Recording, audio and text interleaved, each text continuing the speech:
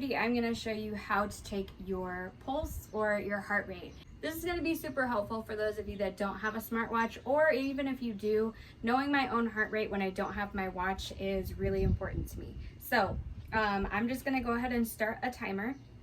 Once you hit start, you want to start taking your pulse. Now you can take your pulse in two different places. You can take it right here on your wrist. If you just lightly press your finger over that vein, you should be able to feel a pulsation, a small pulsation there, and that is where your heart rate is coming from in your vein. I always prefer to take mine right here underneath my neck. So I'm going right underneath my jawline, and I'm feeling for my heart rate.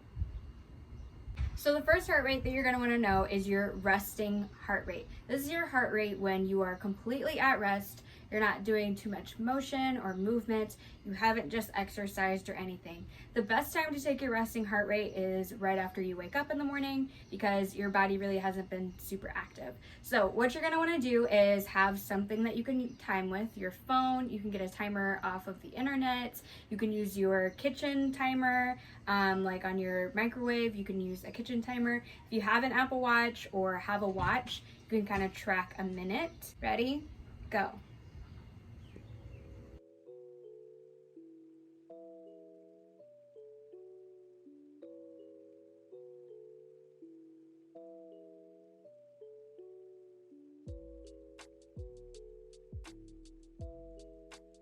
All right, so that was 1 minute. Mine was 110. So as you're doing that, you of course want to be counting how many times you feel a beat. Now for the average adult, anywhere from 60 to 100 beats per minute is normal. I have had my heart checked out by heart doctors, and mine is a little bit high, but it also kind of depends on your weight, it kind of depends on your age and everything like that. So you'll want to make sure that you're getting checked out by a doctor. That way you kind of check in and say, hey, what's a normal resting heart rate for me? Mine is completely normal at 110.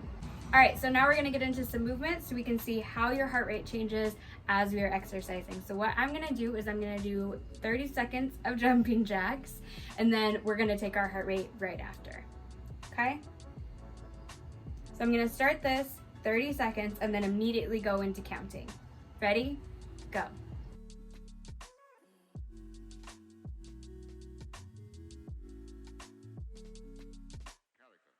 Heart rate.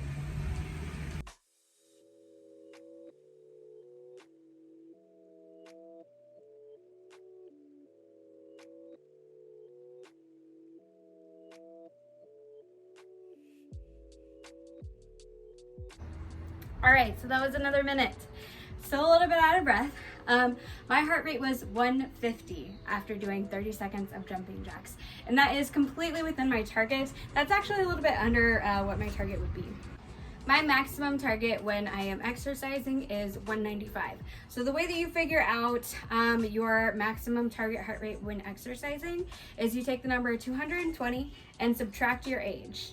That is the number that you would like to stay at or under when exercising. You don't want to be going above that.